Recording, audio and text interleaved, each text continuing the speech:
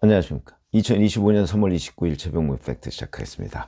자, 이재명 대표의 선거법 재판 대법원 확정. 이거에 대해서 제가 한번 시점을 팩트 체크를 해본 적이 있는데요. 이제 조금 더 그로부터 진전이 됐습니다. 그러다 보니까 이제 다시 조금 상황이 달라졌죠. 좀 빨라졌습니다. 이른바 속도전에 들어간 걸로 보입니다. 그 이유, 그 다음에 남은 절차, 이런 것들을 전망을 해보겠습니다.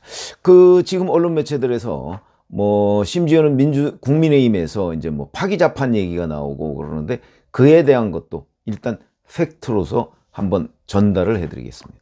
서울고등법원이 어제요, 선거범죄의 신속 처리 등에 관한 예규에 따라서 이재명 공직선거법 위반 소송 기록을 대법원에 접수했다. 이렇게 발표를 했습니다. 자, 26일에 2심 무죄 판결이 나왔고요. 27일에 검찰이 상고장을 제출했습니다. 하루 만에 상고장을 제출한 겁니다.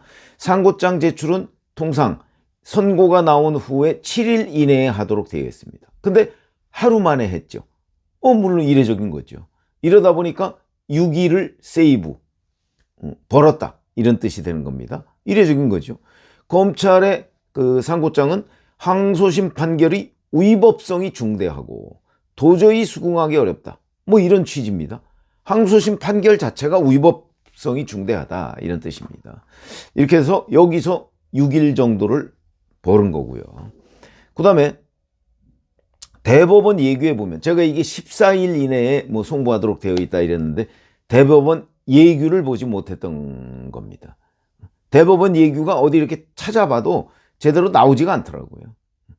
그래서 대법원 예규를 보면 당선 무효 여부가 걸려있는 사건은 상고장 제출 후 3일 이내, 이렇게 돼 있습니다. 3일 이내에 서울고등법원이 대법원에 기록을 접수해야 된다, 이렇게 돼 있습니다. 3일 이내. 그러면 상고장 접수가 27일이죠. 27일 오후입니다. 그러니까 통상적이라면 3일, 그러면 28, 29, 오늘까지. 그 다음에 30일. 30일이 사흘째면 오늘도 휴무죠. 오늘 내일이 휴무입니다. 그러니까 3일째라고 하는 마지막 날이 휴무입니다. 그러면 이제 31일, 다음 주 월요일에 접수하는 게 통상적이죠. 그렇죠? 그럼 이제 4일째에 접수하는 모양이 되는 겁니다. 그건 어쩔 수 없죠. 주말에 이틀간 휴일이 있기 때문에. 그런데 어제 보냈습니다. 이러면 여기서 또 한 이틀 정도를, 상고장 접수 후 하루 만에 소송 기록을 접수했으니까 이러면 또 이틀을 여기서 번 겁니다. 그러면 대략 이제 앞에 거랑 합치면 한 8일 정도를 번 셈이죠. 자, 그러니까 여기까지가 이제 그동안에 통상적으로 법원이 해오던 관행으로 보면 빨랐다, 법원과 검찰이.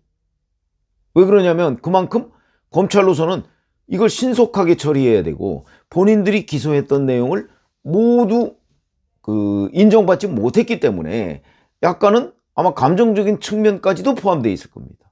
망신스러운 일 아닙니까? 더군다나 1심에서는 징역 1년 집행유예 2년을 받았는데 2심에서 전부 무죄 이렇게 돼버리고 그 객관적인 팩트조차 전혀 맞지 않는 그런 판결문이라는 주장을 받아들고 어떻게 이걸 따져보겠다, 이건 따져볼 여지도 없는 거거든요. 그렇기 때문에 검찰이 신속하게 처리하려는 의지를 보이는 것은 충분히 이해할 만하다. 그리고 서울고등법원도 3일 이내라고는 했지만 이제 고등법원 재판부가 왜 이렇게 했을까? 이거에 대해서는 조금 이설이 있습니다. 근데 이것도 설이지 확인된 건 아닙니다. 예를 들어서 이렇게 보시죠. 주심 판사가 최은정 판사고, 그 다음에 여기는 대등재판부로 3명이 있습니다. 이예슬, 정재호 부장판사가 있습니다. 그런데 3명이 이제 합의를 하지 않았겠습니까? 그래서 최종적으로 만약에 합의가 안 된다, 그러면 아마 거의 표결 비슷하게 했을 겁니다. 그러면 2대1로 3대0이면 그거는 우리가 뭐 의문의 여지가 없지만 2대1로 됐을 가능성, 벌써 그런 설이 퍼지고 있습니다. 확인은 안 되지만 그 2대1이라는 게 최은정 판사는 이거 유죄다 라고 얘기했는데 이예슬 정재호 판사가 그거를 뒤집었다. 아니다, 무죄다. 이래서 최은정 판사가 도저히 동의는 할 수 없지만 2대1로 밀리니까 어쩔 수 없다. 이제 이렇게 해서 약간 이제 우리 흔히 얘기하는 뭐 열받았다 뭐 이런 거죠. 그래서 그냥 빨리 보내버렸다. 응? 며칠이라도 한번 땡겨보자, 대법원 판결을. 이렇다는 분석과 설이 있습니다. 뭐 그게 이유가 이제 정재호 이예슬 판사는 호남 출신이고 그 중에서 정재호 판사의 경우에는 우리법연구회입니다. 이러다 보니까 어느 정도 이 설이 이제 사람들 그 입에서 입으로 전파가 되고 있는 상황이다. 그러나 물론 확인된 건 아니다. 그건 뭐 확인이 안 되거든요. 3명의 합의부에서 어떤 일이 있었느냐는 건 여간해서 확인이 안 됩니다. 뭐 날짜가 한참 지난 뒤에 뭐 또 이 중에 한 사람이 뭐 무슨 사석에서 뭘 발설을 하거나 뭐 이랬다면 모르겠는데 그건 또 사석에서 발설한 거 가지고서 정확하게 팩트라고 보기도 어렵고 그래서 대개의 경우 확인이 안 됩니다. 그러나 여기서 한 이틀 정도를 벌도록 한 거, 그러니까 3일을 꽉 채우지 않고 더군다나 주말까지 있으면 31일에 보내도 되는데 꽉 채우지 않고 일찍 보내버렸다. 충분히 그런 가설을 우리가 믿어볼 만하다 이런 거죠. 대법에 빨리 가자. 적어도 최은정 판사는 그렇게 생각했던 것 아니냐 이런 얘기가 이제 지금 돌고 있습니다. 자, 그러면 여기까지가 이제 지금 진행되는 과정이고요. 과정이 이미 진행이 됐고 남은 절차는 뭐냐? 이제 대법원이 소송 기록을 받았지 않습니까? 그럼 이 접수 통지서를 보냅니다. 어디에? 검찰에 보내죠. 왜냐하면 이재명 대표는 상고한 사람이 아니거든요. 상고를 못합니다. 무죄를 받으면. 그러니까 검찰에 소송 기록 접수 통지서를 보냅니다. 보내는데 얼마나 걸릴까요? 뭐 석 달 뭐 이런 거로 보내면 뭐 금방 가는 거죠. 글쎄 이게 이제 전자기록으로 뭐 가능한지는 모르겠지만 뭐 하여튼 등기 석 달 뭐 이 정도로 보낼 겁니다. 하루면 되죠. 그러면 4월 1일이면 아마 검찰에 접수가 될 거고요. 그러면 검찰이 그로부터 20일 이내에 상고이유서라는 걸 제출을 해야 됩니다. 상고이유서. 그러면 이 상고이유서를 검찰이 열심히 써서 20일 내에 제출, 전 그럴 것 같지 않습니다. 왜 그러냐면 상고이유서 20일 내인데 이 상고를 검찰이 하겠다는 이유는 뭐 분명합니다. 이미 정리가 다 돼 있을 거라고 보죠. 그러면 곧바로 낼 것이다. 소송기록 접수 통지서를 대법원으로부터 받은 즉시 아마 낼 가능성이 있다. 이렇게 되면 빠르면 뭐 31일도 가능하고 4월 1일도 가능하다. 이렇게 되는 거죠. 그러면 여기서 다시 또 한 18일 내지 19일 정도가 세이브 벌 수 있다. 그만큼이 단축된다는 얘기입니다. 그럼 아까 한 8일 이렇게 따지면 뭐 거의 주진우 국민의힘 의원이 예측했듯이 한 27일 정도가 단축되는 거죠. 이거는 이제 검찰이 그러니까 대법원이 접수 통지서를 언제 발송하느냐? 아직 뭐 발송했다는 보도는 없습니다. 언제 발송하느냐? 그 다음에 검찰이 그걸 받고 상고이유서를 언제 제출하느냐? 여기에 달려 있습니다. 근데 예상컨대 빨리 할 걸로 보입니다. 그러면 상당한 기간이 단축되는 거죠.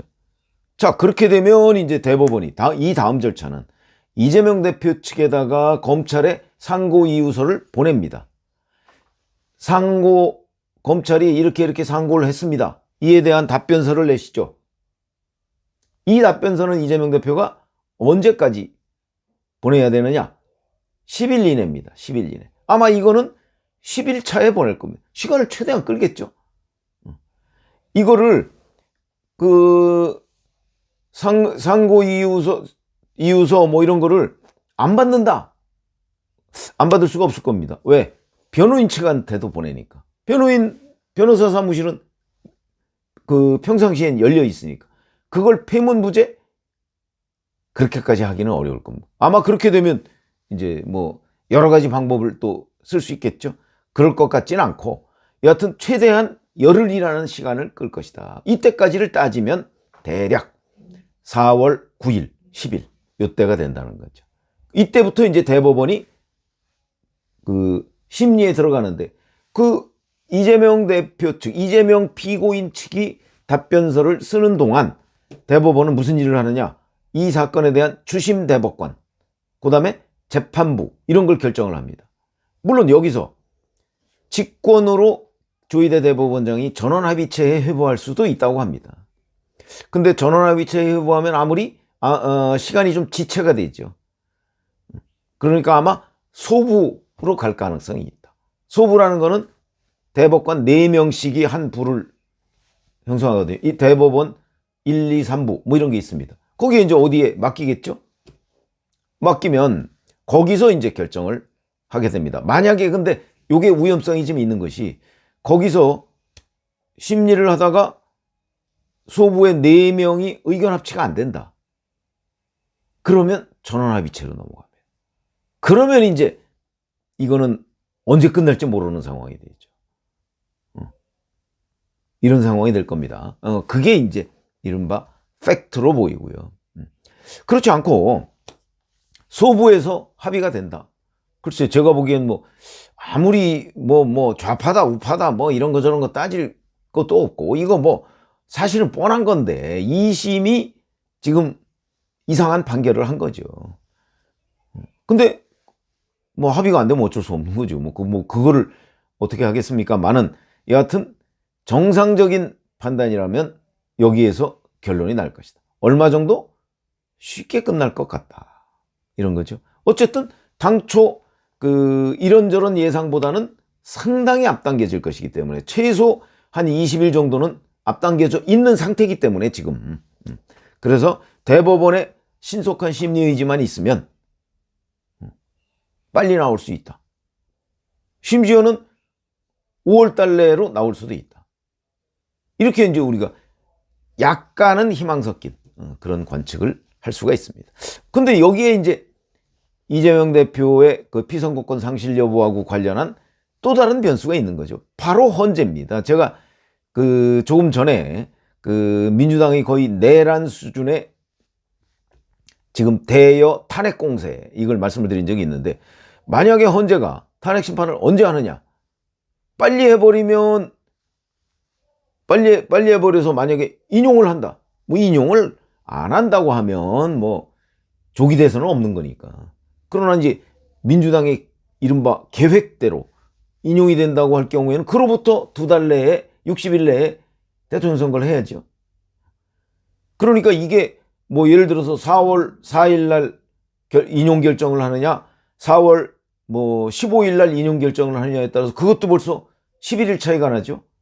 이런 것들이 이제 헌재의 시간과 대법원의 시간이 맞물려서 어떤 게 먼저냐 요렇게 논란이 될 수 있는 거죠.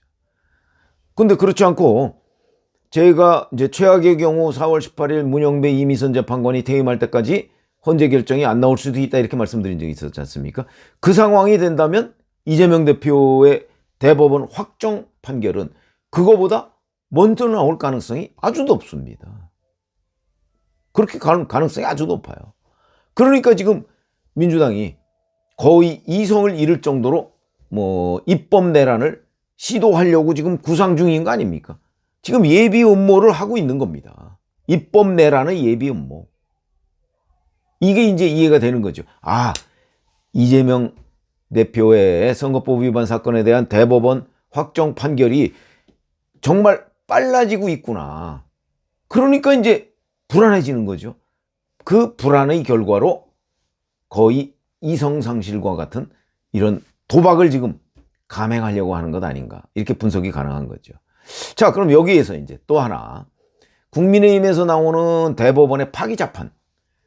이제 2심 선고를 깨고 재판, 스스로 판단을 한다. 재판을 한다 이거죠, 대법원에서. 가능성이 전혀 없는 건 아닌데, 법조계 의견을 좀 종합적으로 들어보면, 가능성이 그렇게 높지는 않다는 겁니다. 그게 왜 그러냐? 파기환송이 일반적이거든요. 그러니까 서울고등법원의 그 이재명 선거법 허위사실 유포 무죄 이게 잘못됐다. 그러니까 다시 해라. 대신 취지를 적어가지고 환송하거든요. 다시 보내거든요. 그 취지가 파기환송이라는 거는 유죄 취지겠죠. 유죄. 이 유죄를 법리를 오해한 측면이 있다. 유죄. 근데 그게 예를 들어서 벌금 100만 원 이상 선고해라. 이렇게까지 하지는 않겠지만 대법원에서 뭐 벌금 90만 원 이 정도를 생각하고 유죄 취지로 파기환송하지는 않을 겁니다. 그러니까 유죄 취지로 파기환송한다면 그거는 피선거권 상실이 거의 명확하다. 파기자판이나 크게 다르지 않다. 이렇게 보시면 되고요. 근데 이제 파기자판의 경우에는 국민의힘에서 뭐 주장하고 일부 유튜버도 파기자판이 뭐 유력한 것처럼 얘기를 하고 있지만 쉽지가 않습니다. 지금까지 파기자판 사례가 별로 없고요. 그 다음에 파기자판을 한다고 하더라도 대개 유죄를 무죄인 경우로 파기자판을 하는 경우는 있습니다. 그런데 무죄를 유죄로 파기자판하는 경우는 지금 거의 찾을 수가 없습니다. 없다는 얘기죠, 거의. 하여튼 현재까지 찾을 수가 없답니다. 법조인들 얘기에 따르면. 그건 왜 그러냐면 유죄를 무죄로 만드는 거는 무죄 그러면 그냥 끝이지만 무죄를 유죄로 만들려면 유죄로 만들어서 자 그러면 징역 얼마에 뭐 이런 거 이거를 대법원이 해야 되거든요. 근데 대법원에서는 징역 얼마 이런 게 아니라 대법원은 순수한 법률심입니다. 그러니까 거기서 서울고등법원이 무죄라고 한 것을 대법원이 임의로 자 이거 징역 1년, 징역 2년 이렇게 보통은 하지 않는다는 거죠. 그러면 보통 하지 않는 거를 조희대 대법원장이 무리를 내서 한다? 그건 조희대 대법원장의 그 성향과도 맞지 않고 그 다음에 그렇게 무리를 할 것 같지도 않다. 뭐 이런 생각이 들어서 파기자판은 현실적으로 어려운 것 아니냐. 이런 얘기가 이렇게 볼 수 있고요. 아마 이게 사실관계에 부합할 걸로 봅니다. 그리고 그렇지만 파기환송을 하더라도 그거는 뭐 충분히 유죄 취지로 파기환송을 할 테니까 그렇게 되면 그게 파기자판이나 뭐 거의 비슷하다 이렇게 얘기를 할 수 있을 것으로 보입니다. 그래서 지금까지 이재명 대표의 선거법 2심 그 문제에 관해서 현재까지 진행된 게 대단히 신속하게 진행이 되고 있고 자 그러면 앞으로 남은 전차가 뭔데 거기는 변수가 뭐고 파기자판의 가능성 요거까지 법조인들의 의견을 들어서 제가 설명을 드렸습니다. 고맙습니다.